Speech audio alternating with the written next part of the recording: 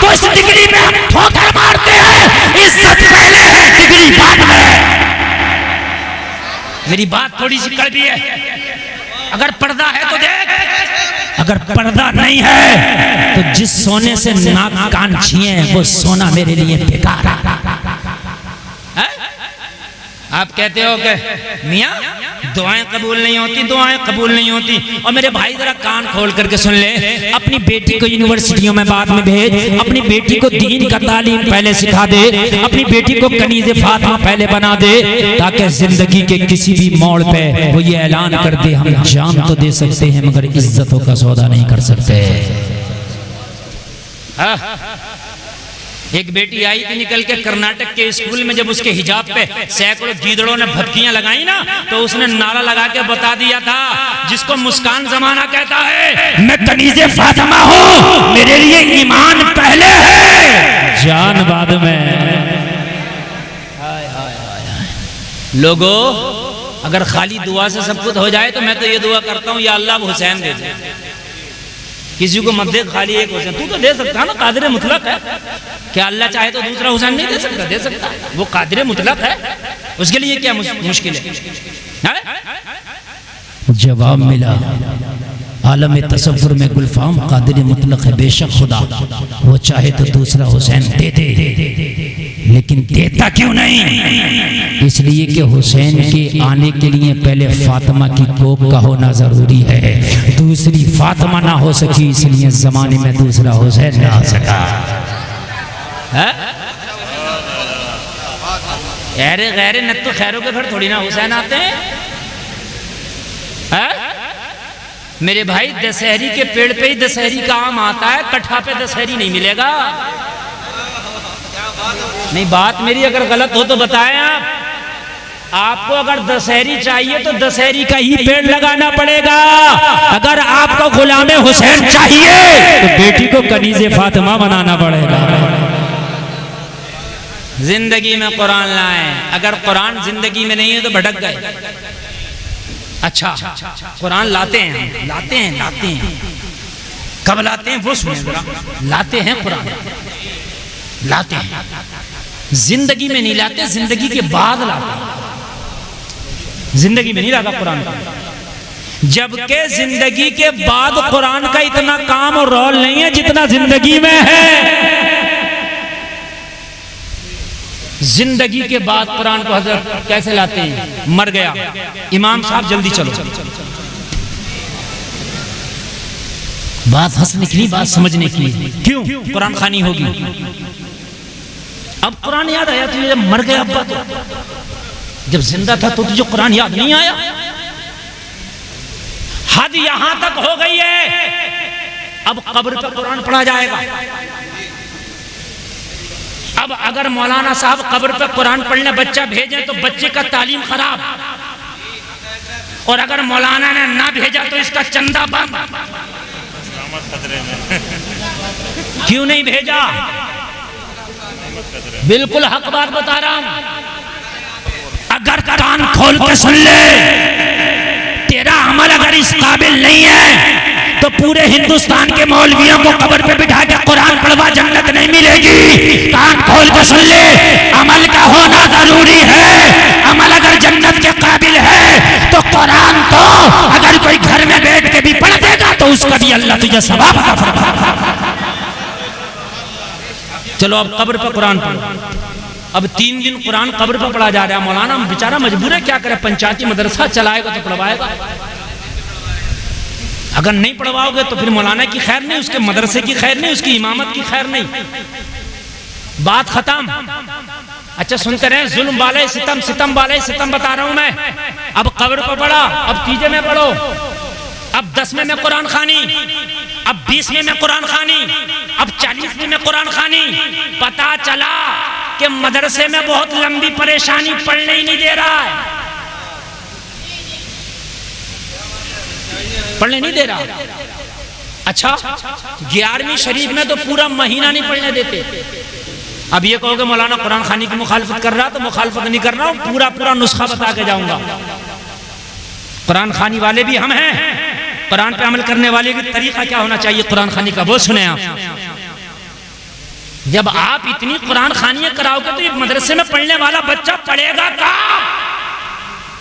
फिर क्या कहता, हाफिज तो उन्हीं लोगों में पक्के होते हैं, तूने पक्का होने दिया इसमें? हाफिज तो मौलाना उधर ही होते हैं, हमारे सुन्नियों में हाफिज नहीं होते, तूने बनने दिया हाफिज? मुझे बताओ आप, तूने मोते से लेकर 40 में तक चैन न लेन दिया मदरसे के महल्ले के मदरसे को, तूने कहां बनने दिया? बता मुझे। सुने, तरीका बताऊं आपको कुरान खानी का। मदरसों को भी डिस्टर्ब होता, बच्चों को भी डिस्टर्ब होता, पढ़ाने वालों को भी डिस्टर्ब होता है। आप जाकर के कुरान खानी के लिए बच्चे अपने दुकान में लाना, अपने मकान में लाना जरूरी नहीं है कि मेरी दुकान में चलो। बाज आदमी तो अगर ट्रक लिया तो ट्रक के अंदर कुरान खानी, यार जरूरी नहीं है। नहीं बात समझने की, खबरदार जो किसी ने आशा कि हजरत मेरे ट्रक में कुरान खानी होगी, यार कोई तरीका है? तूने तमाशा बना रखा है। चल तो आज कुरान खानी करा रहा, कसम खाना इस ट्रक में कभी गाना नहीं बजाएगा। आज कुरान खानी मदरसा का बच्चा कर रहा है, कल को तेरे ट्रक में डैग है, चिप लग रहा है, और चिप लग रहा, तेरी गाड़ी चल रही है और कुफ्रिया गाने सुनता जा रहा। बेशरम, तुझे शर्म नहीं आती? तूने मदरसे के बच्चों को बरकत के लिए बुलाया था, तो फिर यहाँ गाना किस लिए सुन रहा है? जब तुझे गाना ही सुनना था, जब तुझे यही सुनना था नगमा, जब तुझे मोहम्मद रफी अच्छा लग रहा था, तो फिर तुम मदरसे के तालिबे इल्मों को क्यों लाया था? किसी बैंड बाजे वाले की दुकान पे जाके किसी गायक कलाकार को लाकर एक आधा घंटा गाना गवा लेता। नहीं, मेरी बात गलत हो तो बताओ। बहुत अच्छी बात है मेरे भाई, खुदा की कसम मैं खुद मदरसा चलाता हूँ, मैं इस दर्द से गुजर रहा हूँ यार, बड़ी तकलीफ होती है। फोन आ जाएगा, जैसे ये मदरसे के बच्चे गुलाम हजरत 10 बच्चे भेज दियो, और तुझे पता है एक मजदूर जब तू लेने के लिए जाता ना, तो बाग वाले के चौराहे पे तुझे जाना पड़ता है। वो मजदूर तय करता 8 घंटा काम करूंगा, 3 चाय पीऊंगा, 700 रुपया।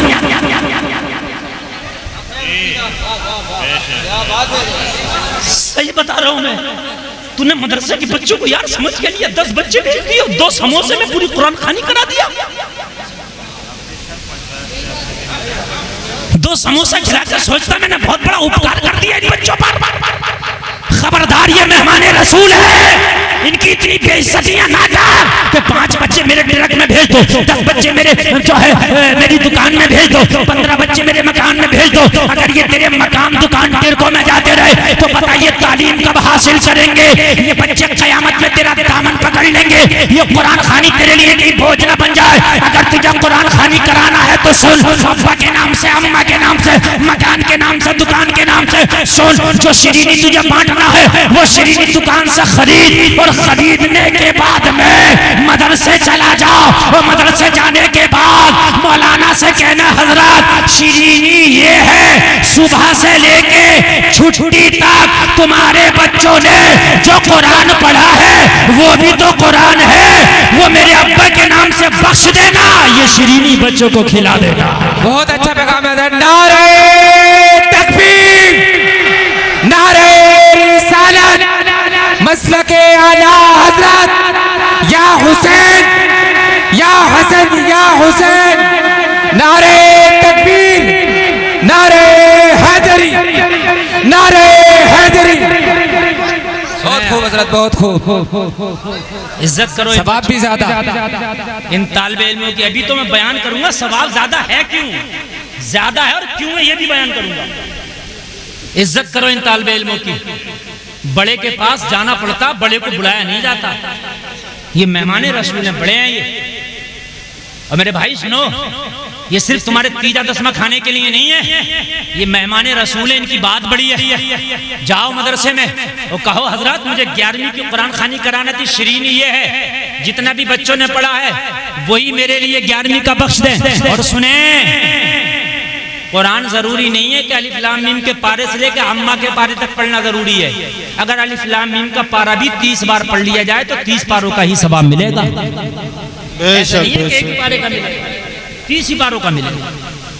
ये बच्चे बार बार रटते हैं, बार बार पढ़ते हैं कुरान शरीफ, तो सुबह से लेके 11-12 बजे तक कई कुरान पढ़ लेते होंगे। जी हकीकत बात अरे पढ़ लेते होंगे, नहीं पढ़ लेते होंगे। तो ये एक कुरान खानी नहीं हो रही है, ये कई कुरान खानी हो जा रही है। एक बात, जो कुरान बच्चों ने तेरे घर में पढ़ा, गारंटी नहीं है कि वो बिल्कुल अच्छा पढ़ा, इसलिए कि बच्चा कोई गलती हो सकती है, तेज भी पढ़ सकता है। जी बेशक बच्चा है, अच्छा गलती तो होती है। हम जब दरसगाह में बैठते हैं, बच्चा सुनाता तो उस्ताद उसे पीटता भी है, मारता भी है, बतलाता भी है, तो गलती होती है, तभी तो बतलाता है, गलती होती है। हमारी तो 22-23 तकरीबन 24 महराबें हो गई, अब तक गलती हो जाती है कहीं पढ़ते हैं तो। अरे तरावी में खड़े होकर मुसल्ले पे पढ़ ले, पीछे से किसी ने लुकमा दे दिया, बहुत से लोग इसे ऐप समझते हैं, अरे उनके गलती आ रही है। अबे बेवकूफ, गलती उसके तो आगे जिसके याद होगा, और जिसके याद ही नहीं होगा उसके क्यों गलती आएगी। गलती आना कोई बुरी बात नहीं है, जिसके याद होता उसी के आती है। तो भाई वो पता नहीं तेरे घर पे बच्चे ने कुरान कैसा पढ़ा, लेकिन जो दरसगाह में पढ़ा वो उस्ताद की निगरानी में पढ़ा। क्या बात है बेशक। अगर गलत पढ़ा तो उस्ताद ने गलत को सही करा के पढ़ाया। अगर बड़ा कौफ नहीं निकला था तो बताया कौफ निकाल, शीन नहीं निकाला था तो बताया शीन निकाल। ये मध्य मुत्तसिल 4 अलिफ खिलेगा, ये मध्य लाज़िम 5 अलिफ खिलेगा, ये मध्य मुनफसिल 3 अलिफ खिंचेगा, ये मध्य आरिज़ है 3-2.5 से लेके 5 अलिफ तक खिंचेगा।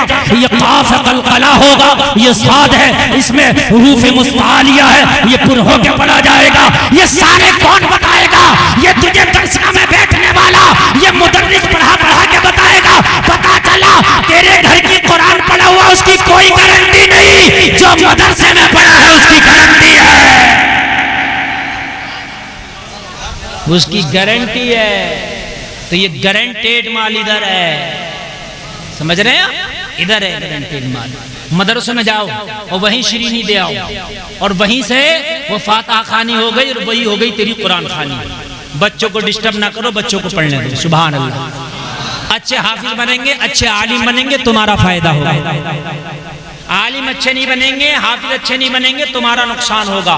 ये तुम्हारा मुस्तकबिल है, तुम्हारी प्रॉपर्टी है, सही पूछिए तो। इसलिए अगर आलिम नहीं तो ऐसे है ये कौम जैसे बेलगाम के घोड़ा, पता नहीं किधर चले जाए। जब ये कौम इधर उधर चलती है तो फिर आलिम ही इसकी लगाम सही तरीके से खींचते हैं। सही बता रहे हैं? हाँ मेरे भाई, कुरान तुम्हारा मैप है, कुरान को सामने रखो, जिंदगी गुजारो, इंशाअल्लाह पूरी जिंदगी तेरी बहुत सुकून से गुजरेगी इंशाअल्लाह। मगर कुरान कभी याद आ रहा है जब मरा, जब कुरान खानी अब तो, अरे अब तो मरने के बाद तो मियाँ इतनी छोटी छोटी बातों का ख्याल है। अहदनामा रखो, नहीं रख रहा तो तख्ते नहीं लगाने दे रहा, अहदनामा जरूर आएगा। देख मेरे भाई, अगर तेरा अमल अच्छा नहीं है ना तो अहदनामा 1 नहीं 1000 टांग दे, कोई फायदा नहीं। अमल है मेरे भाई, बात समझ रहे हैं आप? बेरी की डाली नहीं आई तो मिट्टी नहीं डालने दे रहा कि भाई बेरी की डाली लाओ। अमल है, मेन चीज, कान खोल करके सुनो। अमल क्या है? अमल। कुरान को जिंदगी में लाओ, जिंदगी में लाओ। मरने के बाद कुरान को लाते। कुरान सिर्फ कुरान खानी के लिए नहीं है, कुरान पूरी जिंदगानी के लिए है। हम सिर्फ कुरान को कुरान खानी के लिए समझते हैं कि बस कुरान खानी के लिए है, नहीं, पूरी जिंदगी के लिए कुरान है। शादी कर तो कुरान बताएगा कैसे करना, बिजनेस कर तो कुरान बताएगा कैसे करना, किसी से झगड़ा हो जाए तो सुलह कैसे करना है, बीवी को कैसे रखना है, ये सब तुझे कुरान बताएगा। कुरान बताएगा, कुरान बताएगा खेती करना, कुरान बताएगा खेती हो गई तो कितना माल अल्लाह की राह में देना, कुरान बताएगा। कितनी ज़कात निकालना, कुरान बताएगा। कपड़ा कैसे पहनना, तुझे कुरान बताएगा। जलसे में आने वालों, अरे कुरान तो तेरी जिंदगी का मैप है, मैप। अगर इसे छोड़ेगा तो भटक जाएगा, बगैर कुरान के जिंदगी नहीं गुजरती, मगर आज हम बगैर कुरान के जिंदगी गुजार रहे हैं। हमारी जिंदगी अटकी पड़ी है, भटके पड़े हैं, परेशान है। और परेशानी का हाल ये है, तलाक के मैटर सुलझा रहे थानेदार साहब हमारे, जबकि तलाक का मैटर सुलझाएगा कुरान। यार थानेदार को क्या पता मुगल्लज़ा कौन सी है, बाइना कौन सी है, रजई कौन सी है, पता है? ऐसो साहब को पता। मैं ये बात ऐसो साहब के मुंह पे भी कह दूंगा, ये मत समझना मौलाना की बात कर रहे हैं, मैं कोई खुराफात की बात नहीं कहता, मैं सही कहता हूँ। मैं उनसे भी कह दूंगा, ऐसो साहब आप बताइए, आपको क्या पता मुगल्लज़ा क्या है, आपको क्या पता रजी क्या है, आपको क्या पता बाइना क्या है, आपको क्या पता इद्दत क्या और उसकी मुद्दत क्या? बात मेरी गलत हो रही है ना? कुरान बताएगा। कुरान को छोड़ ले, जा रहे हो थानेदार साहब के पास, ये कराएंगे तलाक का फैसला, तो वो करा रहे हो तो रहा। दो बिल्लियों ने अपना फैसला एक बंदर से कराया था।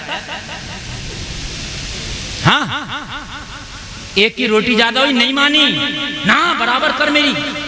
लड़ रही थी अपनी बहन से, नहीं मानी, बंदर आ गया, हम हैं तो क्यों टेंशन ले रही हो? ए खबरदार, हंसने की बात नहीं, कोई चटकुल्ला नहीं। आया, उसने देखा तोली तो एक की रोटी ज्यादा थी, कहने लगा भाई इसकी ज्यादा है, थोड़ी सी खा लेते हैं, बराबर हो जाएगी। खाया, ज्यादा खा लिया। इसकी अब ज्यादा हो गई, तो कहा तुम्हारी भी थोड़ी सी खा लेते हैं। थोड़ी सी इनकी खा ली, कब उसकी ज्यादा हो गई, कहा तुम्हारी भी थोड़ी सी खा लेते हैं। इनकी खाई, इनकी ज्यादा हो गई। कब तक खाते रहते? एक दिन दोनों की खत्म हो गई, दोनों पे कुछ नहीं रहा। अगर ये अपनी बहन की थोड़ी सी बर्दाश्त कर लेती तो इस पे 19 आ जाती, इस पे 20 आ जाती, आ तो जाती, रहती तो दोनों बहनों पे। मेरे भाई गलत तो नहीं है ना? और बंदर दोनों की खा गया, किसी की नहीं छोड़ा।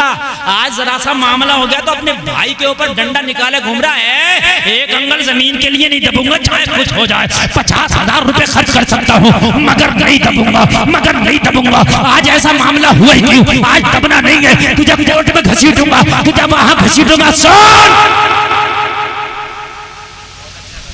पैसे मारने वाले के खर्च नहीं होते, पिटने वाले के खर्च होते, दोनों के होते हैं खर्च। हाँ, हमने दोनों के खर्च होते देखे, और दोनों खर्चा करके कहते हैं अभी कुछ हुआ नहीं, तो कहते हैं कि वो तो खत्म हो गया, दूसरों का इंतजाम करो। समझ रहे हैं आप? करो, छोड़ो कुरान को। कहां तक छोड़ोगे कुरान को? लड़ाओ मुकदमे, 10-10 साल तक मुकदमे लड़ा रही है मेरी कौम। वो कौम के जिस मजहब में यह है कि 3 दिन से ज्यादा बोलचाल बंद नहीं रहना चाहिए। अगर अपने मुसलमान भाई से कोई मामला हो जाए तो सलाम कर ले। आज 10-10 साल से मुकदमे लड़ा रहे हो, अगर अपने भाई से कोई मामला हो गया तो सुन, कोर्ट का रुख ना कर, कुरान का रुख कर। कुरान तू बता, मेरे भाई से मसला हो गया है, बता मैं क्या करूं? तो कुरान तुझे कह रहा, सुन, अगर भाई से कोई मामला है तो कुरान साफ कह रहा, वल काज़िमीन अल गैज़ वल आफीना अनिन नास वल्लाहु युहिब्बुल मुहसिनीन। कुरान कह रहा, जो लोग गुस्से को पी जाते हैं, लोगों को माफ कर देते हैं, अल्लाह एहसान करने वालों को पसंद फरमाता है। अगर आपको कोई मामला है अपने भाई से, कोई तकलीफ है, तो कुरान उठा। कुरान तू बता मैं क्या करूं? मेरे कलमा पढ़ने वाले भाई से मुझे तकलीफ पहुंची है, तो कुरान कह रहा, जो लोग गुस्से को पी जाते हैं, अपने भाइयों को, लोगों को माफ कर देते हैं, कुरान कह रहा, अल्लाह एहसान करने वालों को पसंद फरमाता है। ओ जलसे में आने वालों, अपनी जिंदगी का फैसला कुरान को बनाओ, अपनी जिंदगी का मैप कुरान को बनाओ। ओ जलसे में आने वालों, अगर कुरान तुमने सामने रख के जिंदगी गुजारी, खुदा की कसम कोई अटका खटका हो ही नहीं सकता। हमारे यहाँ कुरान आता खत्म के बाद, आदमी खत्म तो कुरान जल्दी लाओ। मस्जिद में भी कुरान का हदिया करके रखेंगे। मसला सुन लें, अगर मस्जिद में कुरान पढ़ने के लिए काफी है तो मस्जिद कुरान का हदिया करके ना रखें।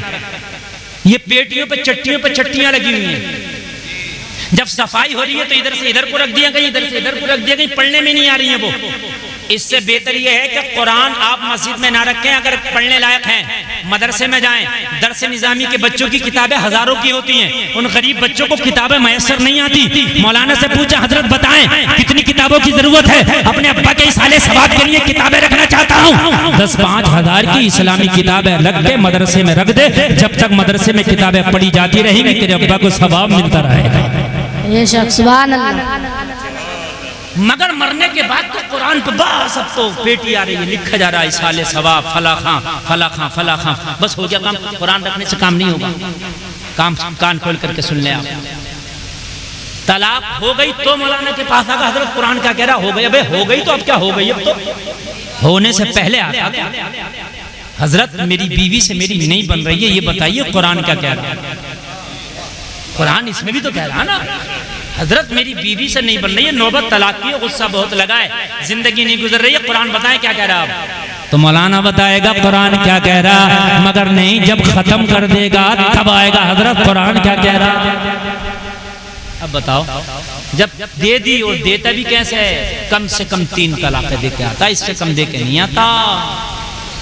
हाँ, फिर पूछेगा 3 से पहले तो हद तो ये है कि 3 से कम में तो हजरत वो ये नहीं सोचता कि तलाक हो रही है, 3 में ही समझता कि हो रही है। मेरे भाइयों, तलाक मालूम है क्या है, बस इसी बात को बता दूं, बस मैं करबला का रुख कर रहा हूं, वरना सुबह को कहेंगे मौलाना गुलफाम आए तो वो करबला तो बोल के ही नहीं गए। हालांकि मैंने पहले इशारा दे दिया कि मैं शहादतें टच नहीं करूंगा, लेकिन मैं फिर करबला के बाद का मंजर आपके सामने रखूंगा इंशाअल्लाह। बोले इंशाअल्लाह। नींद तो नहीं आ रही है ना, एक बार पढ़ें सुभान अल्लाह। तलाक क्या है सुने, समझ लो पहले, ये भी कुरान ही समझाएगा। तलाक क्या है, तलाक एक इमरजेंसी वो खिड़की है तेरी जिंदगी की, जैसे बस में सफर करते हो एक इमरजेंसी खिड़की होती है जिस पे लाल कलर होता है और लिखा होता है इमरजेंसी विंडो। अरे होता कि नहीं होता, ट्रेन में भी होती है, उस पे भी कलर लाल होता है। बात है समझ में आ रही है कि नहीं, मतलब क्या है इसका। अच्छा, बाज तो उस खिड़की के पास हथौड़ा भी होता है, इसे निकालो, इससे तोड़ो, निकल जाओ। क्यों है, बहुत ठंडे दिमाग से सुनना, तुम्हारी जबान में समझा रहा हूं, इसलिए कि समझाना इन्हें नहीं, समझाना तुम्हें। ये सब अल्हम्दुलिल्लाह समझे हुए और दूसरों को समझाते हैं। वो खिड़की किस लिए, अगर इमरजेंसी हो जाए, आग लग जाए, एक्सीडेंट हो जाए, दरवाजा ना मिल सके, ऐसे वक्त में इसे तोड़ो और अपने आप को निकालो। यही मतलब होता भाई, और तो कोई नहीं है ना। बस अब तुम ये करो कि कोई इमरजेंसी हो जाए, तुझे दरवाजा ना मिले तो तू पूरी बस को तोड़ दे। अरे तो भाई दंड पड़ जाएगा, इसलिए कि पूरी बस को क्यों तोड़ रहा है, इमरजेंसी वाली को तोड़ना। तू कहे कि वो इमरजेंसी पड़ गई तो इमरजेंसी वाली है तो इसे तोड़ना, पूरी बस को क्यों तोड़ना। जब अगर जिंदगी में कोई एक्सीडेंट बीवी और तेरे हो जाए और तेरी बात ना बने, तो जो इमरजेंसी वाली एक तलाक है उससे काम ले, पूरी को ना ले। 2 बच जाएंगे, जो एक है उससे काम कर ले, इमरजेंसी है निकल जाएगा। तेरी बीवी तेरी जिंदगी से निकल गई, तू बीवी की जिंदगी से निकल गया, एक में भी काम हो जाता। 3 देने की जरूरत नहीं है, अगर 3 देगा तो दंड पड़ता, दंड लंबा होता है। समझ रहे हैं आप, ये सब कुरान बताएगा आपको, बड़ा आसान मसला है। अगर एक तलाक दे दी, तलाक हमेशा गुस्से में होती है, प्यार में तो नहीं होती ना। और इस्लाम बड़ा प्यारा मजहब है, तलाक के बाद इद्दत की मुद्दत रखी है। क्यों? हो सकता है कि इद्दत के अंदर इसका भी गुस्सा ठीक हो जाए, मोहतरमा का भी ठीक हो जाए, दोनों अपने अपने फैसले पे पछताएं, यार हमने तलाक लेके गलत किया, हमने तलाक दे के गलत किया। जब गुस्सा ढल जाता, गुस्सा उतर जाता है, तो गुस्से वाले फैसले पे पछतावा होता है। तो जलसा में आने वालों, अगर एक तलाक दिया हुए होगे तो आपको भागने की जरूरत नहीं, फतवा लाने की जरूरत नहीं, डायरेक्ट वो तेरी बीवी तेरे निकाह में आ जाएगी, डायरेक्ट आ जाएगी। जरूरत ही नहीं है भागने की, जरूरत ही नहीं है किसी दूसरे का मामला बनाने की। समझ रहे हैं आप, ये मैटर कभी मैं इस पर बोलूंगा तो मुकम्मल बोलूंगा, हलाला क्या है, तलाक क्या है, समझ रहे हैं आप, ये सब बोलूंगा मैं। ये हलाला जो बना लिया ना, ये कुछ नहीं है, ये गलत है। अल्लाह के रसूल ने तो फरमाया, हलाला करने वाले कराने वाले पर अल्लाह की लानत। आप समझते नहीं, वो ओरिजिनल निकाह होता है, कोई हलाला नहीं होता। दूसरा निकाह होता है ना, वो भी ओरिजिनल निकाह है भाई। वो अगर अपनी मर्जी से तलाक ना दे तो उसकी मर्जी है। खैर आगे बढ़िए। कुरान कुरान हुसैन जब करबला में पहुंचे, करबला से पहले भी हुसैन के सामने कुरान था और करबला में भी हुसैन की जिंदगी में कुरान था। जरा जोर से बोलो, और जोर से। आप कहोगे कुरान कैसे, तो सुने। हुसैन जब करबला में पहुंचे, पता था ये करबला है, खबर मिल गई थी पहले। सुने, पहली खबर मिल गई थी करबला है। जैसे करबला में पहुंचे, पानी पे पहरा, सामने कुरान। हुसैन ने कुरान से पूछा, बता कुरान बाबू हुसैन क्या करे। पानी पे पहरा है। कुरान हुसैन की अभी ये पावर है, एड़ी लगाए तो जमीन से पानी निकाल दे। अरे बोलो, अगर हुसैन दुआ कर दे तो आसमान से बारिश आ जाए। मानते हो कि नहीं मानते हो? ये पावर लेके बैठा है अली का बेटा। मगर कुरान तू बता क्या कर, मुझे क्या करना है? तो कुरान कह रहा है इस्तईनु बिस्सब्र वस्सलाह। हुसैन तुम्हें इआनत की जरूरत है, मदद चाहिए ना, तो सब्र और नमाज को पकड़ लो। हुसैन ने करबला में दोनों को पकड़ा। एड़ी नहीं मारी जमीन में, चाहते पावर थी मार के पानी मंगा लेते, निकाल लेते, लेकिन नहीं मारी। सब बोलिए क्या है? सब। खंजर चल रहा है गले पे, सजदे में सर है, नमाज। बोलो हुसैन की जिंदगी में कुरान है कि नहीं? बोलिए है कि नहीं है? हम भी हुसैनी हैं, हम भी हुसैनी हैं। हमारी तो ना शादी में कुरान, दूर दूर तक पता ही नहीं। हद ये है कि हमारे जो सवाब वाले काम थे वो काम भी हमने उल्टे कर दिए। उर्स क्या है? बरकत के लिए किया जाता है। बरकत, अरे यही है कि बरकत हासिल करने के लिए, लेकिन उसमें चक्कर झूला, काला जादू, मौत का कुआं, शेख चुल्ली, उस्मान भारती। बताओ मुझे उर्स में किस काम के हैं? कौम की जवान बेटियां बैठी हैं, उनके शादियां नहीं हो रही हैं, उनके बापों पर पैसा नहीं कि उनके निकाह कर दें, और तेरे उर्स में 2.5 लाख का मुकाबला हो रहा। अफसोस होता है यार, खुदा की कसम मुझे बड़ा अफसोस हुआ ना। एक उर्स में मैं तकरीर करने के लिए गया मजार शरीफ पे, तो मैंने कहा यार ईशा की नमाज पढ़ना है, मुसल्ला होगा। बोले हज़रत मुसल्ला नहीं है। पूरे मजार शरीफ पे एक मुसल्ला नहीं था जो नमाज पढ़ना। अफसोस की बात। मैंने कहा वजू करना है तो कोई लोटा दे दो। बोले हज़रत वजू का लोटा भी नहीं है। नल से वजू करके मैंने अपना रुमाल बिछा के नमाज पढ़ लिया। बाखुदा झूठे पे अल्लाह की लानत, मिंबर शरीफ पे बैठा हूँ, 100% सच बोल के जा रहा हूँ। नमाज पढ़ ली। बहुत लंबा चौड़ा पंडाल। मैंने कहा यार इतना लंबा चौड़ा पंडाल का, पब्लिक तो इतनी आई नहीं। कहने लगे हज़रत मेन प्रोग्राम तो हमारा कल से शुरू है। मैंने कहा हो सकता है कि भी और बड़े बड़े खतीब शायर आ रहे हैं। मैंने कहा कल कौन कौन साहब आ रहे हैं? कहने लगा सिर्फ वो जलसा तो जो छोटा बड़ा होना वो आज ही हो गया, मेन प्रोग्राम कल हमारा पहला मुकाबला है। अफसोस की बात। कहने लगे हजरत कल जो हमारे कव्वाल तय किए हुए वो 1.5 लाख के, उसमें एक तरफ लेडीज होगी एक तरफ जेंट्स होगा, दोनों का मुकाबला होगा। हाय मेरी कौम, एक मुसल्ला नहीं नमाज के लिए 1.5 लाख का मुकाबला। कहने लगे हजरत हमारे 3 दिन के मुकाबले, तकरीबन तीनों दिन के मुकाबलों का खर्च 3.5 लाख रुपया है, एक मुसल्ला नहीं। फिर कहते हो कि क्या करें यार, बड़ी तकलीफें आ रही हैं, क्या करें यार, बड़े मारे जा रहे हैं, बड़े कुचले जा रहे हैं। मेरे भाइयों शुक्र करो कि आसमानों से पत्थर नहीं आ रहे हमारे ऊपर। हमारे अमल तो ऐसे हैं कि आसमानों से पत्थर गिराए जाएं। मैं बड़ा बेबाक आदमी, मैं इस चक्कर में नहीं रहता कि कमेटी मुझे नजराना देगी नहीं देगी। बाखुदा बता रहा हूं, मेरी पूरी तकरीर उसी कमेटी पे हुई, पूरी तकरीर। लोग रो रहे थे। मैंने कहा सुन, आज जिस मिंबर पे बैठ के तूने कुरान की तिलावत कराई है, जिस मिंबर पे बैठकर आज नबी की नाते पढ़वाई है, जिसका कुरान और हदीस का दर्स हुआ है, कल को उसी मिंबर पर किसी की बेटी नाच रही होगी, नंगा नाच नचाया जा रहा होगा। बताओ क्या तुम्हें ये गवारा होगा? जहां शराब रखी है वहीं पर कुरान रख दो। कहने लगे हजरत कैसे गवारा कर लेंगे? मैंने कहा आज कुरान की तिलावत नहीं हो रही है इस स्टेज पर। आज नात रसूल नहीं पढ़ी जा रही है इस स्टेज पर, आज हदीस रसूल के तर्जमे नहीं पढ़े जा रहे इस स्टेज पर, पढ़े जा रहे। मैंने कहा कल को इस पर गुंडागर्दी नहीं होगी, इस पर कोई नचनियां नहीं नाचेगी क्या, इस पर गंदे गंदे अशआर नहीं पढ़े जाएंगे?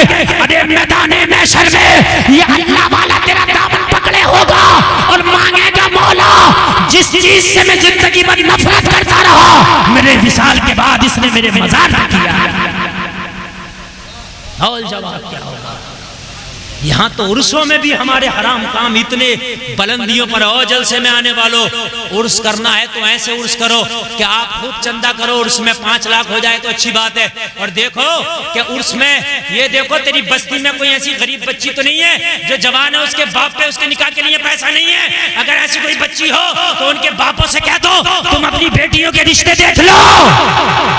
उर्स के दिन हमारी उर्स कमेटी तेरी बेटी के निकाह का पूरा खर्चा उठाएगी,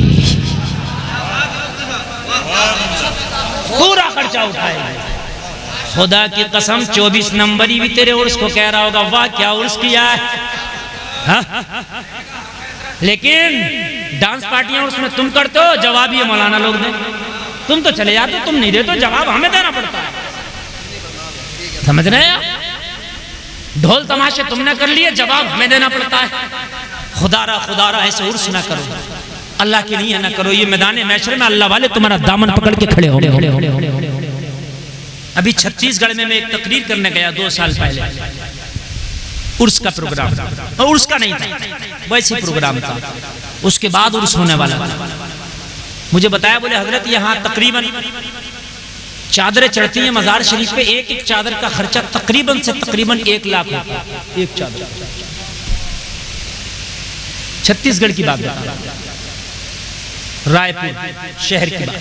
मैंने कहा अच्छा कैसे? बोले बड़े बैंड बाजों के साथ, बड़े आन बान शान के साथ। आजकल की चादरें भी आप देख रहे हो, बड़ी बड़ी लंबी चादरें, चादर में चादर जुड़ी हुई, चादर में चादर जुड़ी हुई।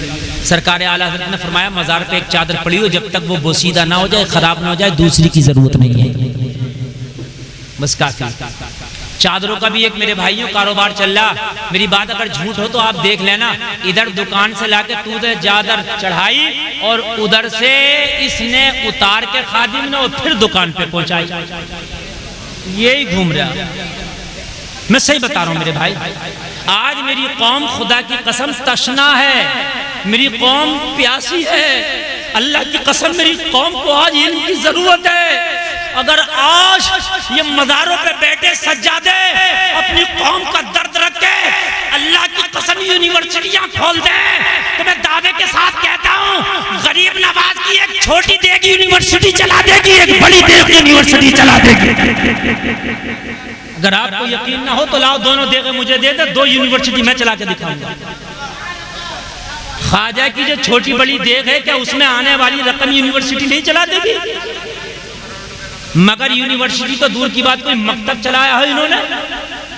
मेरी बातें कड़वी जरूर लगती हैं, मेरी बात हकीकत है। ये मौलवी चंदा करते करते थक गए, इनकी कोई 10 रुपए की रसीद नहीं कटाता, वहां 500 का नोट डालता। कान खोल के सुन ले, वो ख्वाजा तक नहीं पहुंच रहा है ना। वो देख में जो डाल के आ रहा ना 500 का नोट, उससे तेरे नोट से कोई मतलब नहीं है, वो इनको जाएगा। ये जो घूम रहे हैं साहब, मजे जो ले रहे हैं, उनको जाएगा। ये जो बिरयानी खा खा के नमाज के टाइम चादरें ओढ़ ओढ़ के सो रहे हैं, इन्हें जाएगा ये। बिल्कुल हक है। किसी गरीब को दे दे, समझ रहे हैं आप? बड़ी बड़ी अहम बातें हैं। करबला में हुसैन ऐसे मौके पे भी करे, कुरान बता हुसैन ने क्या करना है। कहा हुसैन सब बस अब चलें, बस अब बिल्कुल करबला से मैं निकल रहा हूं, तवज्जो करें, इसलिए कि टाइम बहुत क्या टाइम, 1 घंटा 10 मिनट मेरी तकरीर हो गई और मैंने 1.25 घंटा बोलना था, तो मेरे हिसाब से 5 मिनट बाकी है। लेकिन आपकी मोहब्बत मिला के 5 मिनट मेरा, 10 मिनट तुम्हारी मोहब्बत, 15 मिनट और बोलूंगा इंशाअल्लाह। बस ये 15 मिनट सुन के भाई जाएं, और एक आदमी नहीं उठे। अब बिल्कुल करबला आपके सामने रहेगा, और करबला के बाद का मंजर, करबला के बाद भी करबला है। सुन, इमाम पाक ने जब कहा सब्र, कुरान ने कहा हुसैन सब्र, सब्र होगा सब्र। हुसैन अपने बेटी के खेमे में पहुंचे, बीवी के खेमे में पहुंचे। बहन ज़ैनब के पास पहुंचे, कहा बहन ज़ैनब इस वक्त कुरान हुसैन से सब्र चाहता है, ये मेरी आखिरी सफर है, इसके बाद बहन हुसैन के साथ कोई सफर ना होगा, ये हुसैन की आखिरी मंजिल है, इसके बाद हुसैन का किसी मंजिल पर जाना नहीं होगा। लेकिन मेरी शहादत के बाद भी ज़ैनब सब्र का दामन हाथ से न छूटे, खेमे से किसी बच्ची का भी आवाज इतनी जोर से ना आए कि गैर महरम तक पहुंचे। हुसैन सैयदानियों को ये बताकर, ये तकरीर करके, ये तबलीग करके मेरा हुसैन उठ रहा है। जलसे में आने वालों, मेरे हुसैन ने सबको दर्स दिया और उसके बाद आखिर में अपनी प्यारी बीबी शहरबानों के खेमे में तशरीफ ले गए। अब जरा सुने, आप कलेजा अगर रखते तो सुने। शहरबानों कौन है मालूम है? ये ईरान की शहजादी हुआ करती थी कभी, समझ रहे हैं आप? ये शहजादी ईरान थी जो शहरबानों हुसैन के निकाह में आई। निकाह से पहले इन्होंने ईमान नहीं लाई थी, निकाह जब हुसैन के निकाह में आने वाली है इससे पहले ईमान ले आई। सुभान अल्लाह बोला। एक आदमी मुझसे लड़ना पड़ रहा, मौलवी नुमा, मौलवी तो नहीं था, मौलवी होता तो लड़ता ही नहीं। कह रहा था अब आप कह रहे वो शहजादी ईरान थी, उसका अब्बा तो मजूसी था, आग की पूजा करता था, और तुम क्या उनकी बेटी कहाँ हुसैन? मैंने कहा बेवकूफ, जब उसकी बेटी थी तो उसकी बेटी थी, काफिरा थी, और जब हुसैन के निकाह में आई तो इस्लाम से मुशर्रफ हो गई। सुभान अल्लाह, सुभान अल्लाह, बात है यार, कलमा पढ़ लिया। बहरहाल मेरे हुसैन ने कहा शहरबानो तुम मेरी मुती और फरमा बरदार बीबी हो। सुने, इमाम ज़ैनुल आबिदीन इन्हीं से हैं, शहरबानो से। इमाम ज़ैनुल आबिदीन इन्हीं के बेटे हैं, शहरबानो। सुने जरा, सुने, अब मैं बिल्कुल तारीख पेश कर रहा हूँ और एक आदमी इधर से उधर ना होना चाहिए। जो मैं तारीख पेश कर रहा हूँ इसको आप लेकर के जाएं। शहरबानो तुम मेरी मुती और फरमा बरदार बीवी हो, मैं तुमसे खुश हूँ, मैं राजी हूँ, और जिस बीवी से उसका शौहर खुश हो उसका मौला उससे खुश है। सुन लें आप, अपनी बेटियों को, अपनी बहनों को जब ससुराल भेजा करो तो सबसे पहले ये सब पढ़ाया करो, मेरी बहन मेरी बेटी अपनी ससुराल जा रही है, अपनी ससुराल में इस हाल में रहना कि तुझसे तेरा शौहर राजी रह जाए, मैं तुमसे खुश हूं। शहरबानो तुमने ईरान में बड़े ऐश उठाए, वो मखमली चादरें, वो बेहतरीन खाने तुम्हारा खाना होता था, बेहतरीन लिबास, बेहतरीन कपड़े तुम्हारा लिबास होता था, शाही महल में रहती थी। जब से हुसैन के निकाह में आई तो हो सकता है बहुत बार तुम्हें फाका भी मिला हो, बहुत बार हुसैन तुम्हें बहुत अच्छा लिबास भी ना पहना सका हो, और आज करबला के रेगजारों पे हुसैन के साथ तुम बैठी हो और यहाँ तक भी हुसैन का साथ दे रही हो, मैं तुमसे राजी हूँ। शहरबानो कल ये हुसैन का सर काट के अपनी प्यास को बुझा लेंगे, तुम एक काम करो, मैं तुमसे राजी हूँ, तुम अपने बच्चों को लेके करबला से कहीं दूर चली जाना, मेरे बाद अपने बच्चों के साथ जिंदगी गुजार लेना, मैं तुमसे राजी हूं। शहरबानों ने हुसैन का दामन पकड़ा और कहने लगी हुसैन शहरबानों के लाल फातिमा के लाल से ज्यादा आला नहीं है, करबला में अगर कटेंगे तो पहले शहरबानों के लाल कटेंगे, बाद में फातिमा के लाल की बारी आएगी। शहरबानों के लाल फातिमा के लाल से अफजल नहीं है। शहरबानों अपने लालों को फातिमा के लाल पे आज कुर्बान करेगी हुसैन। अल्लाह। शहरबानों कसम खाती है कि फातिमा के लाल के कदमों पे अपना एक लाल कुर्बान करके मैदान महशर में कह दूंगी, माँ फातिमा अपने लालों को तेरे लाल हुसैन पे कुर्बान करके आई हूँ। तो बच्चों को और कहने लगी हुसैन कभी अपने दिल में ये ख्याल ना लाना कि मैं अच्छे खाने ना खा सकी आपके निकाह के बाद, कीमती लिबास ना पहन सकी आपके निकाह के बाद। वो है मुझे ना मिल सके आपके निकाह के बाद, ये ख्याल में भी ना लाना हुसैन आज आखिरी रात है। मेरे दिल का हाल तो ये है, जो मेरा बाप बादशाह होके ना दे सका वो आपने मुझे दिया है, इस पे मुझे फख्र है। मेरे हुसैन ने फरमाया मेरी बावफा बीवी, मैंने क्या दिया तुझे? करबला में दुश्मनों के नरगे में है तू, चारों तरफ से यजीदी भेड़िए सुबह का इंतजार कर रहे हैं। मेरा सर काटने के बाद शहरबानों तुम्हारे खेमे को आग लगा दी जाएगी, क्या मिला? कहने लगी हुसैन जो मिलने की बात करते हैं तो वो इनाम ये है कि जब मैं ईरान में शहजादी हुआ करती थी, जिन जिन रास्तों से मेरी सवारी गुजरती थी, मुनादी निदा देता था, होशियार खबरदार खड़े हो जाओ, आज शहजादी आ रही है, शहजादी ईरान का डोला जा रहा है। लोग बादब हो जाया करते थे, निगाहों को मेरी तरफ से नीचे कर लिया करते थे, अदब में खड़े हो जाया करते थे। ये मेरे बाप ने मुझे दिया था, मगर खुदा की कसम जब से मैंने आपसे निकाह किया है मुझे इतना बड़ा इनाम मिला जो किसी ने न दिया। कहा क्या इनाम मिला? कहा मरने के बाद जब मैदाने महशर में शहरबानों अपनी कब्र से उठेगी तो मैदाने महशर में मुनादी निदा देगा, अहले महशर अपनी निगाहों को झुका लो, शहरबानों फातिमा की बहू आ रही है। क्या बात है, क्या बात। शहजादी ईरान होना और है, फातिमा की बहू होना और है। ये जो कमाल मिले हैं मुझे आपकी बीवी बनने के बाद मिले हैं। लोगों, हुसैन की जिंदगी में कुरान है, हुसैन के घर वालों की जिंदगी में कुरान है। गले सबके काटे, शहादतें हुई, रात आई, रात आई। मुअर्रिख लिखता है जिसके सारा कुनबा कटा पड़ा, जरा बताओ उसका हाल क्या होगा।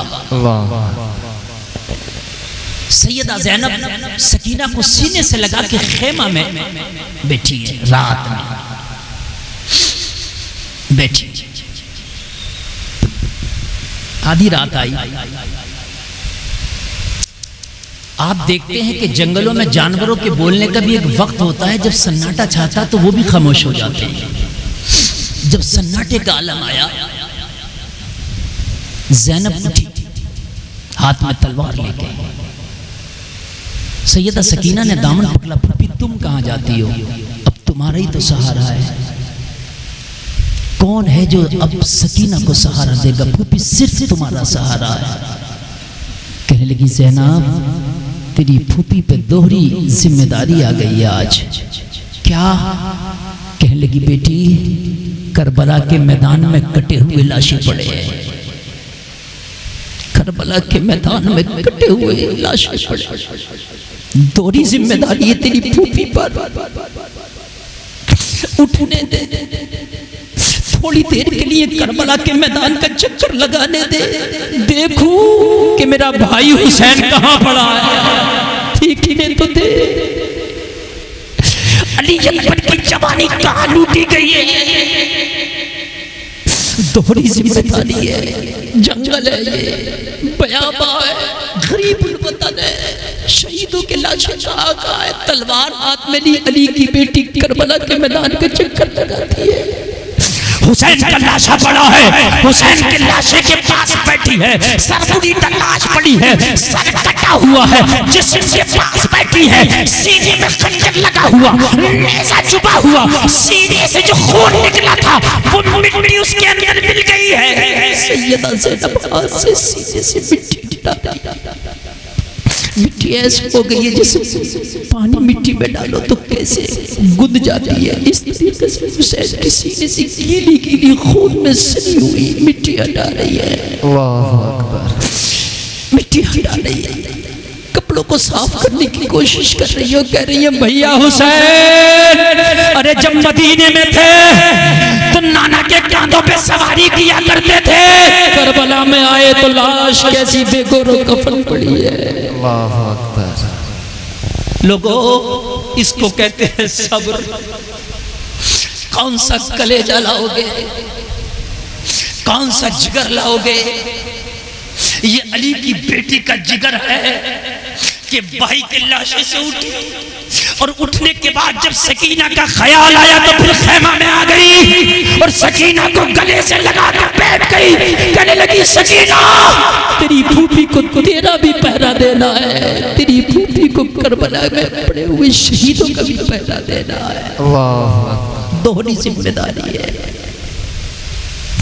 मुअर्रिख लिखता है सुबह नमदार होती है, जालिम यजीदी तैयारियां करते हैं, हुसैन के खेमे जलाएंगे। अब हुसैन के खेमे जलाएंगे।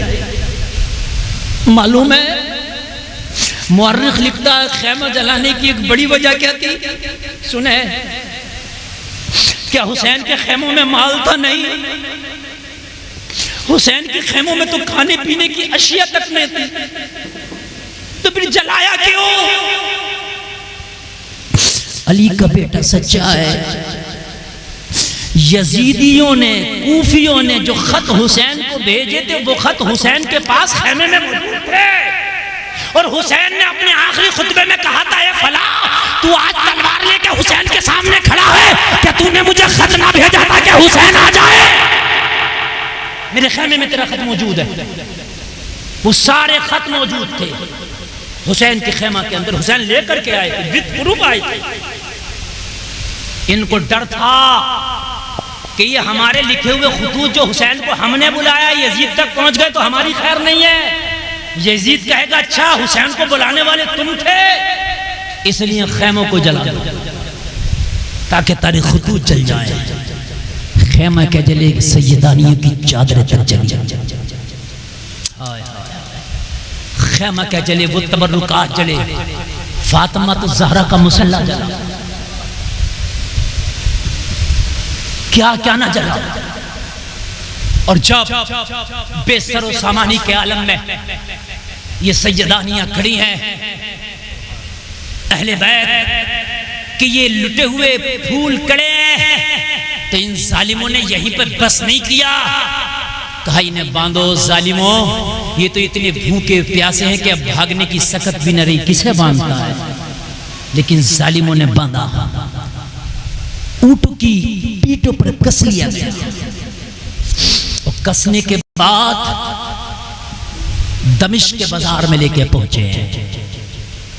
बस मेरी तकरीर का आखिरी ये मरहला है जो मैं पेश कर रहा हूं, बिल्कुल बड़ी मोहब्बत से सुनना। दमिश्क के बाजार में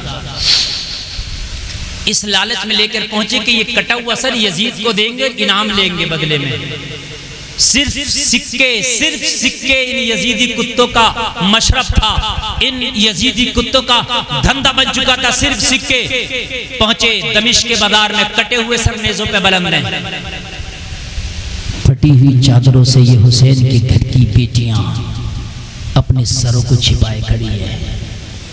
अल्लाह अल्लाह, अगर कलेजा है तो सुने। सारा दमिश्क तमाशाई बना था, कोई ताली बजा रहा था, कोई हंस रहा था। किसी से नहीं कहा था नवासे रसूल का सर काट के लाए हैं, बल्कि दमिश्क में ये ऐलान किया गया था कि ये हुकूमत के बागी थे, इनसे जंग करके इनके सर काट के लाए। ये नहीं कहा था नवासे रसूल का सर कटा है, बल्कि कहा हुकूमत के बागियों का सर काट के लाए।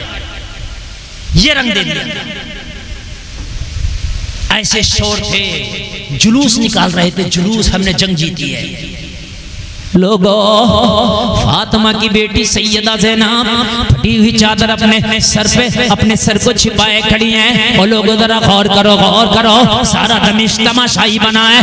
कोई चौराहे पर खड़ा है, कोई छत पर खड़ा है, बूढ़े भी आ गए, बच्चे भी आ गए, जवान भी आ गए। ए लोगों, जिनके पर्दे का एहतराम चांद और सूरज भी करते हैं, आज इन जालिमों ने सरे बाजार लाके खड़ा कर दिया है।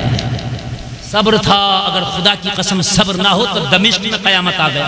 बिल्कुल सब्र।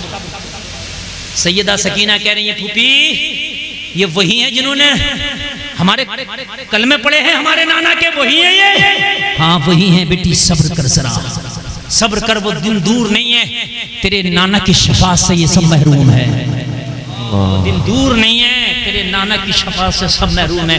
कलेजा रखते हो तो सुनो, इसी शोर के आलम में आज हुसैनी बनते हो, बहुत शोर मचाते हो, बहुत ढोल बजाते, कहते हो मैं हुसैनी हूं।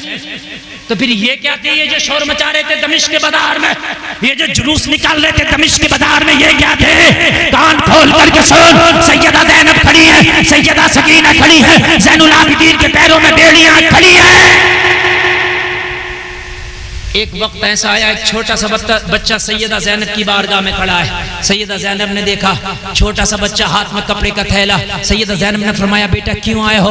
थैला आगे बढ़ाया, कहने लगा बीबी ये कपड़े का थैला है, इसमें खाने का सामान है, लाया हूँ, खुद खा लो, अपने बच्चों को खिला दो। सैयदा ज़ैनब ने बच्चे से कहा बेटा इन बागियों में कौन वफादार निकल आया, इन दुश्मनों में कौन हमदर्द निकल आया? बाद में खाने पीने की बात करना, जिसने ये खाना भेजा है एक बार उसका चेहरा दिखा दे, ताकि मैदान महशर में कह सके नाना मुस्तफा से इन गद्दारों में भी एक वफादार था। उसका चेहरा, खाने की बात ना कर। इसने सैयदा को थैला दिया खाने का, दौड़ा दौड़ा गया। जब बच्चा उधर से आया लौट कर वापस, भीड़ को चीरता हुआ आ रहा था। बच्चा जब आया कुछ देर के बाद, बच्चे के हाथ में एक 80 साला खातून का हाथ था, जिसकी भवें सफेद हैं, जिसके बाल सफेद हैं, बुढ़ापे की वजह से जिसकी कमर झुक गई है, लागर की वजह से जिसके आवाज में भी कपकपाहट है। सैयदा ज़ैनब की बारगाह में लाकर खड़ा कर दिया, कहने लगा बीबी खाना देने वाली कोई और नहीं, यही 80 साला बूढ़ी है। सैयदा ज़ैनब ने कहा बूढ़ी जिन्होंने पहचाना था उन्होंने तो खंजर चलाए हैं, कि तूने भी हमें पहचाना हम कौन हैं? कहा बेटी मैंने तुझे नहीं पहचाना, तू कौन है? तो कहा फिर तूने खाना क्यों भेजा? जिन्होंने पहचाना था उन्होंने खेमों को आग लगाई, जिन्होंने पहचाना था उन्होंने खंजर चलाए, जिन्होंने पहचाना था उन्होंने प्यासे गलों पर खंजर चलाए, तूने तो पहचाना भी नहीं, खाना क्यों भेजा? जहां पर सब तालियां बजा रहे थे तूने भी ताली बजा लिया होता। सब पत्थर मार रहे हैं, तू पत्थर तू भी मार लेती तो क्या है? तेरे भी 2 पत्थर सही हम पर, आज तो हम गम के सताए हैं। तू पहचानती नहीं, जानती नहीं हमें, तो फिर खाना क्यों? जवाब सुनो, हिल जाओगे। 80 साल की बूढ़ी औरत ने जवाब दिया बेटी मसला ये था कि जब मैंने देखा कि तुम्हें कैदी बना के लाया गया, तुम जंगी कैदी हो, तो मुझे अपनी मखदूमा की वसीयत याद आ गई। मेरी मखदूमा ने मुझे वसीयत की थी जिंदगी में कभी किसी कैदी को देखो तो खाना जरूर खिला देना, इसलिए मैं खाना भेजती। सैयदा ज़ैनब ने फरमाया बूढ़ी माई तेरी मखदूमा कौन है, जरा उसका नाम तो बता, जिसकी वसीयत इतनी अच्छी है कि ऐसे वक्त में हमें खाना भेज रही है। 80 साल की बूढ़ी औरत ने जो जवाब दिया कलेजे हिल जाएंगे। कहा बेटी मेरी मखदूमा का नाम सुनना चाहती है तो सुन, मेरी मखदूमा फातिमा बिन्ते रसूल है। कितना नाजुक मोड़, कितना नाजुक मोड़ है जलसे में आने वालों। ये हुसैन की सगी बहन खड़ी है ज़ैनब, कह रही है बेटी मेरी मखदूमा का नाम फातिमा बिन्ते रसूल है, जिसने ये वसीयत की थी जिंदगी में कभी किसी कैदी को देखो तो खाना जरूर खिलाना। हाय हाय जिंदगी किस मोड़ पे ले आई है, कभी ना सोचा होगा। सैयदा ज़ैनब ने फरमाया बूढ़ी माई फिर तेरा नाम क्या है? कहने लगी बेटी मुझे फिज़्ज़ा कहते हैं। हजरत फातिमा की सबसे जो खास कनीज है फिज़्ज़ा, ये वो है जी। और कमाल की बात और बताओ, ये फिज़्ज़ा वही है 80 साला औरत जिसके हाथों में हुसैन का बचपना गुजरा है। वाह बड़ा नाजुक मोड़ है, मैं बहुत नाजुक मोड़ से गुजर रहा हूँ तारीख के, जरा सुने। ये 80 साला जो बूढ़ी खड़ी है ये वही है जिसने एक बार नहीं बल्कि कितनी बार ज़ैनब को उंगली पकड़ा के फातिमा के आंगन में पैर चलना सिखाया है। वही है। कितनी बार हसन को लुक़मे खिलाएं, कितनी बार ज़ैनब को लुक़मे खिलाएं, कितनी बार हुसैन के झूले झुलाएं। वही है ये जब कहा मैं फिजा हूं, सैयदा ज़ैनब ने पहचान लिया है ये तो मेरी माँ की खास कनीज है। दिल भर आया अंदर से, दिल भर आया। सैयदा ज़ैनब को लगता था चीख निकल जाएगी, मगर हुसैन का सबक याद आया। साबिर की बेटी साबरा है, सब्र का दामन न छूटे ज़ैनब। जब्त कर गई। दिल चाहता था मैं अपना परिचय भी करा दूं, मैं कौन हूं, देख मैं कौन हूं, ना कराया। खामोश हो गई, जबान दबा के खड़ी हो गई। क्यों? इसलिए कि इसने मदीने में हमें शहजादी देखा था, आज कैदी देखेगी तो दिल टूट जाएगा। अली के घर वाले किसी को परेशानी देते नहीं है, परेशान हो जाएगी माँ की तरह। और क्या अब इसे परेशान करना, भी यजीद के दरबार में जाते पता नहीं फैसला क्या हो हमारे हक में, अब क्या इसे परेशान करें, इसकी जवानी तो हमारी खिदमत में गुजरी हुई है, अब क्या परेशान करना, इसकी जवानी तो हमारी खिदमतों में गुजरी है, इसने तो हमारी नौकरी करके जवानी अपनी गुजार दी है, इसने तो हमारे घर की जारूब कशी करते करते जो है इसने अपनी जवानी गुजार दी है। मगर इतना जरूर कहा अली की बेटी है। कहने लगी बूढ़ी माई, हम उस घराने से ताल्लुक रखते हैं, अपने ऊपर अगर हमारे ऊपर कोई एहसान कर दे तो उसका एहसान उधार नहीं रखते, बदला फौरन चुकाते हैं। हम उस घराने से ताल्लुक रखते हैं, तूने खाना बेच के हम पे एहसान किया है, हम तेरा एहसान उधार नहीं रखेंगे, बदला नकद दे के जाना चाहते हैं। दिल चाहता है कि तुझे इतना इनाम दे कि तेरा दामन भर दे, मगर बूढ़ी माई देने के लिए कुछ नहीं है। जालिमों ने खेमों को आग लगा दी है, बच्चियों के कानों से बालियां तक नोच ली है, देने के लिए कुछ नहीं। अगर है तो प्यास है हमारे पास, अगर है तो भूख है, अगर है तो चंद सिसकियां हैं, अगर है तो चंद आहें हैं, अगर हमारे पास कुछ है तो गरीबुल वतनी है, अगर हमारे पास कुछ है तो दागे यतीमी है। अल्लाह अकबर, अल्लाह। ये बच्ची देख रही है, इसके पास दागे यतीमी है, कुछ नहीं हमारे पास, मगर दिल चाहता है कि तुझे दे, ये हमारा दिल चाहता है कि तुझे इतना दे कि तेरा दामन भर दे, लेकिन नहीं है आज कुछ। लेकिन बूढ़ी माई, अगर तेरी कोई तमन्ना हो तो बता दे, दुआ कर जाएंगे। जबानों में आज भी इतनी ताकत रखते हैं, अगर दुआ कर दे तो अल्लाह मरने से पहले तेरी दुआ कबूल फरमा ले, तेरी तमन्ना पूरी कर देगा, तेरी आरज़ू पूरी कर देगा। जबानों में आज भी इतनी ताकत रखते हक है। 80 साला बूढ़ी ने कहा बेटी क्या वाकई तेरी दुआएं कबूल? बात दमिश्क के बाजार में लेके पहुंचे हैं। बस मेरी तकरीर का आखिरी मरहला है जो मैं पेश कर रहा हूं, बिल्कुल बड़ी मोहब्बत से सुनना। दमिश्क के बाजार में इस लालच में लेकर पहुंचे कि ये कटा हुआ सर यजीद को देंगे, इनाम लेंगे बदले में। सिर्फ सिक्के इन यजीदी कुत्तों का मशरफ था, इन यजीदी कुत्तों का धंधा बन चुका था, सिर्फ सिक्के। पहुंचे दमिश्क के बाजार में, कटे हुए सर नेज़ों पे बुलंद हैं, फटी हुई चादरों से ये हुसैन के घर की बेटियां अपने सरों को छिपाए खड़ी है। अल्लाह अल्लाह, अगर कलेजा है तो सुने। सारा दमिश्क तमाशाई बना था आज, कोई ताली बजा रहा था, कोई हंस रहा था, किसी से नहीं कहा था नवासे रसूल का सर काट के लाए हैं, बल्कि दमिश्क में ये ऐलान किया गया था कि ये हुकूमत के बागी थे, इनसे जंग करके इनके सर काट के लाए। ये नहीं कहा था नवासे रसूल का सर कटा है, बल्कि कहा हुकूमत के बागियों का सर काट के लाए। ये रंग दे दिया। ऐसे शोर थे, जुलूस निकाल रहे थे, जुलूस, हमने जंग जीती है। लोगों, फातिमा की बेटी सैयदा ज़ैनब फटी हुई चादर अपने सर पे, अपने सर को छिपाए खड़ी हैं। और लोगों जरा गौर करो, गौर करो, सारा दमिश्क तमाशाई बना है। कोई चौराहे पर खड़ा है, कोई छत पर खड़ा है, बूढ़े भी आ गए, बच्चे भी आ गए, जवान भी आ गए। ए लोगों, जिनके पर्दे का एहतराम चांद सूरज भी करते हैं, आज इन जालिमों ने सरे बाजार लाके खड़ा कर दिया है। सब्र था, अगर खुदा की कसम सब्र ना हो तो दमिश्क में कयामत आ गया। बिल्कुल सब्र। सैयदा सकीना कह रही है फूफी, ये वही हैं जिन्होंने हमारे कलमे पढ़े हैं, हमारे नाना के, वही हैं ये? हाँ वही हैं बेटी, सब्र कर जरा, सब्र कर, वो दिन दूर नहीं है तेरे नाना की शफाअत से ये सब महरूम है। दिन दूर नहीं है, तेरे नाना की शफाअत से सब महरूम है। कलेजा रखते हो तो सुनो, इसी शोर के आलम में आज हुसैनी बनते हो, बहुत शोर मचाते हो, बहुत ढोल बजाते, कहते हो मैं हुसैनी हूँ। तो फिर ये क्या थे, ये जो शोर मचा रहे थे दमिश्क के बाजार में, ये जो जुलूस निकाल रहे थे दमिश्क के बाजार में, ये क्या थे?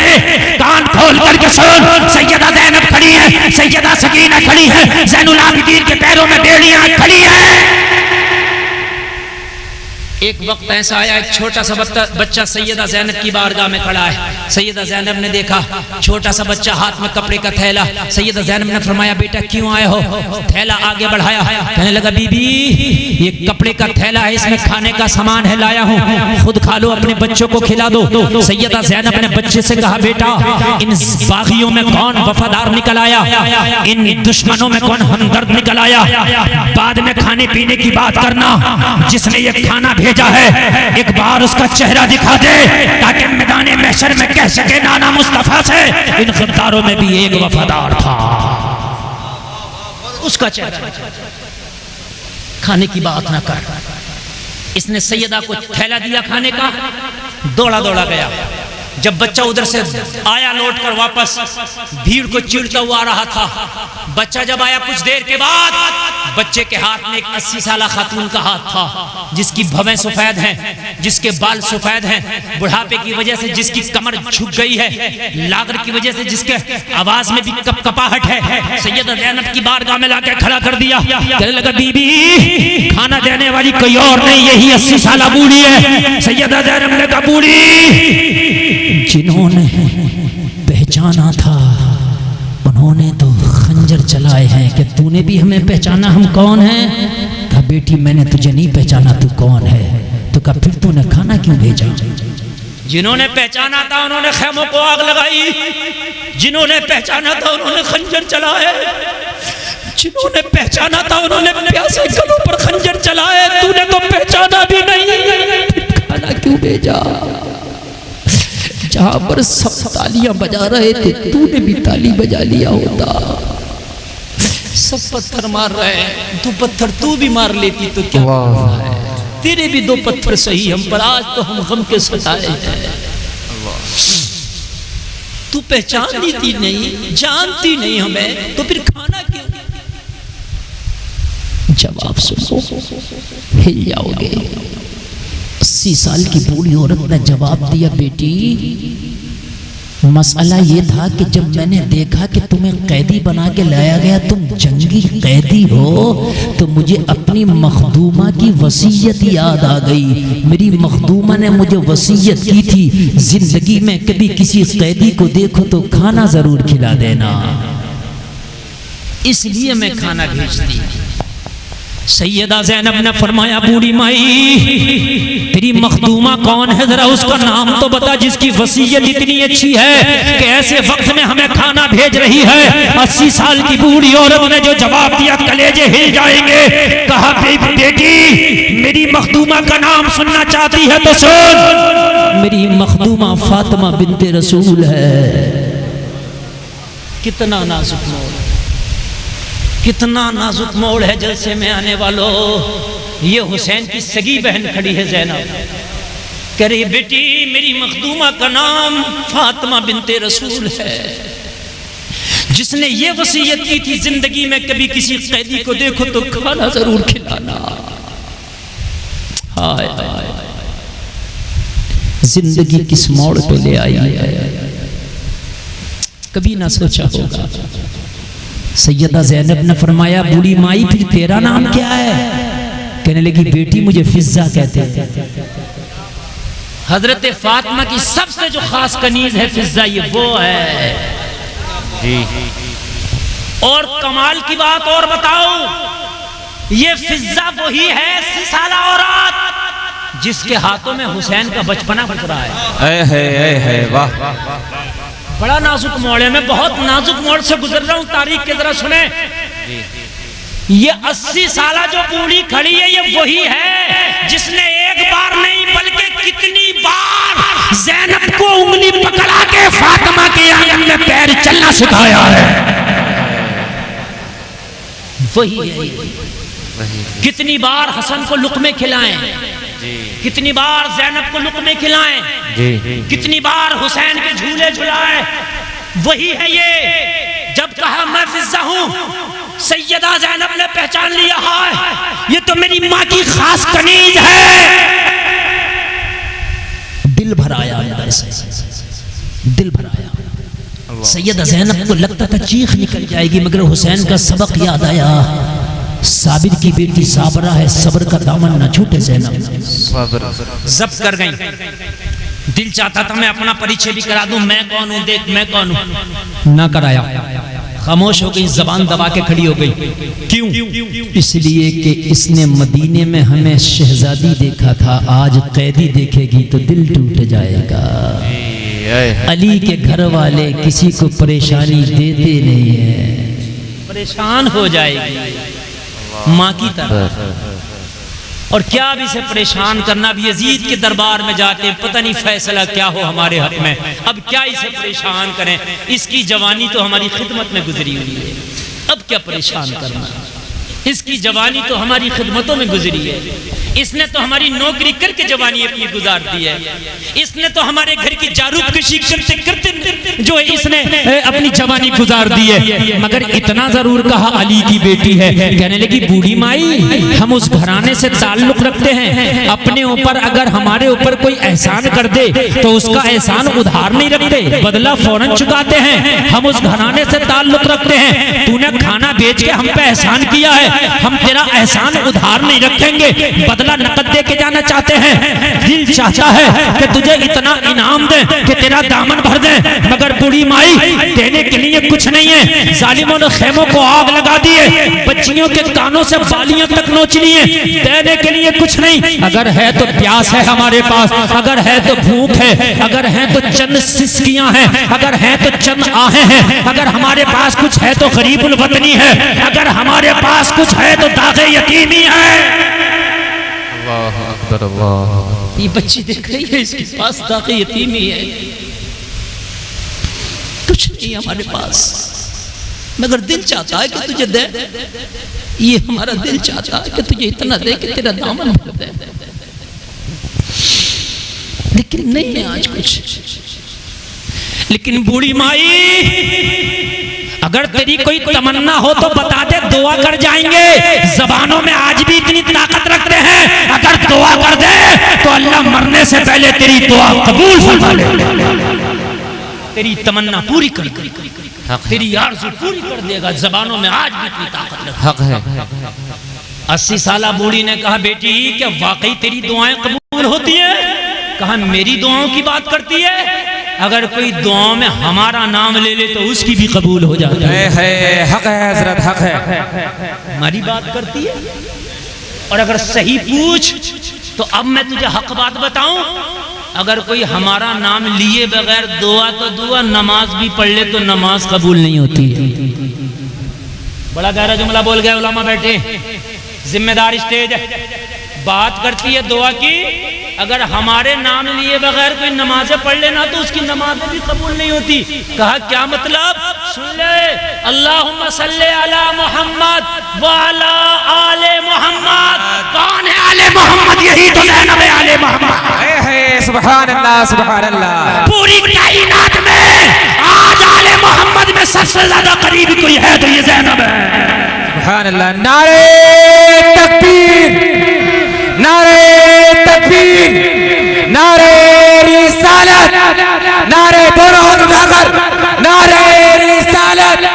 या हसन या हुसैन, या हसन या हुसैन, नारे हैदरी, नारे हैदरी, नारे तकबीर, नारे रिसालत। तो कहा फिर तेरी दुआ बेटी कबूल होती है तो मेरी एक दुआ कर दे। मेरे इस बुढ़ापे में एक तमन्ना लेके जी रही हूँ, अगर मेरी वो तमन्ना पूरी ना हो सकी ना तो जिंदगी से शिकायत रह जाएगी, शिकवा रह जाएगा।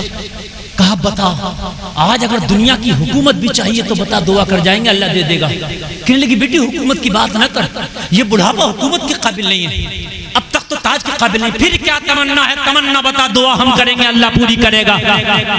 तो कहने लगी बेटी जब मैंने मदीना छोड़ा था तो मखदूमा के 3 बच्चे थे। एक का नाम हसन था, एक का हुसैन, एक का नाम ज़ैनब था। बड़े प्यारे थे। इन बच्चों के बगैर जिंदगी मेरी अधूरी थी। वो बच्चे मुझे बड़ा प्यार करते थे, मैं उन्हें बड़ा प्यार करती थी। जब से मदीना छूटा है इनसे मुलाकात न हो सकी। 50 साल का अरसा हो गया। ना पहचानने की वजह भी ये थी कि 50 साल का अरसा हो गया। 50 साल का अरसा। बेटी अगर वाकई मुस्तजाब दावत है तो एक दुआ कर दे कि अल्लाह मुझे सैयदा के उन बच्चों से मिला दे। अकबर अल्लाह। मरने से पहले एक बार कलेजे से लगा लो। मरने से पहले एक बार उस हुसैन को तो देख लो जिसके गले को मैंने रसूलुल्लाह को बार बार छूते देखा था। उस शहजादी ज़ैनब को एक बार तो अपने हाथों से छू के देख लूं कि जिसे मैंने कितनी बार कपड़े पहनाए थे। दुआ करते एक बार उनसे मिलना चाहती हूँ। अली की बेटी बताना नहीं चाहती थी, मगर ये अली के घर वाले हैं, जबान दे देते हैं तो पूरा भी करते हैं। जबान दे रखी थी कि जो कहेगी वो दुआ करेंगे। कहने लगी बूढ़ी माई जिस रात से पर्दा ना उठा सकती थी, लेकिन मेरी जबान मेरे पर्दा उठाने पे मजबूर करती है। समझ ले मैंने दुआ कर दी, समझ ले अल्लाह ने तेरी दुआ कबूल कर ली। कहा कैसे? कहा तेरे सामने जो बेड़ियों में कैद खड़ी है कोई और नहीं, तेरी ज़ैनब है। अकबर। यही तेरी ज़ैनब है, यही तेरी ज़ैनब है। जिसके पर्दे का एहतराम चांद सूरज ने किया था, जालिमों ने आज सरे बाजार लाके खड़ा कर दिया। देख ले ये वही ज़ैनब है कि जिसकी कसम है, जिसके पर्दे की काया करता है ज़माना। आज तेरी ज़ैनब सरे बाजार खड़ी है। चादरें भी नहीं जो तेरी ज़ैनब अच्छे से अपने सर को ढांक सके। इन फटे हुए टुकड़ों से तेरी ज़ैनब ने अपने सर को ढांका है। फिज़ा की चीखें निकल गई। हाय जालिमों, तुमने नबी की बेटियों के पर्दे के भी एहतराम नहीं किए। तुम्हें मैदाने महशर में मुस्तफा को मुंह क्या दिखाओगे? कहा ज़ैनब मेरा हुसैन कहाँ है, उसकी भी कोई खबर हो तो दे दे। कहा हुसैन को देखना चाहती है तो ये का उठा, ये जो नेज़े पे कटा हुआ सर वही मेरा हुसैन है। कितना नाजुक मोड़ होगा, कितना नाजुक है जरा बताओ।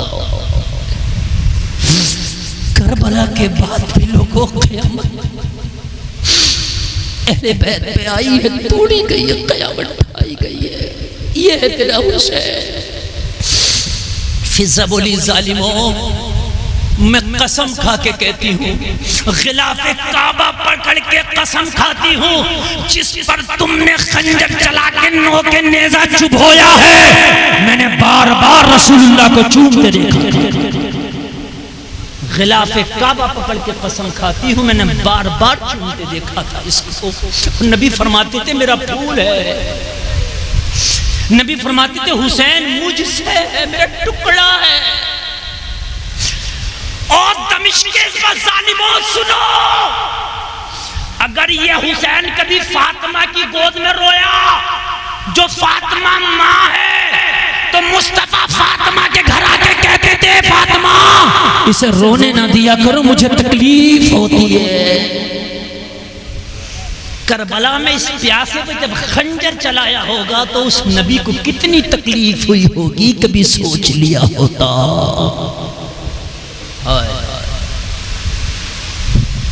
कभी सोच लिया होगा।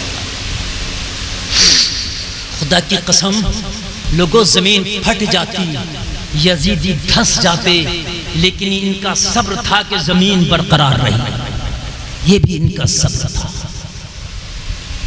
खुदारा खुदारा होश के नखून लो, तुम्हारी बेटियां आज बाजारों में बेपर्दा घूमेगी, कहीं महशर में सैयदा ज़ैनब दामन ना पकड़ ले तेरी उस बेटी का, क्या मेरे भैया ने सर इसीलिए कटाया था? क्या दमिश्क के बाजारों में इसीलिए हमें खड़ा किया गया था?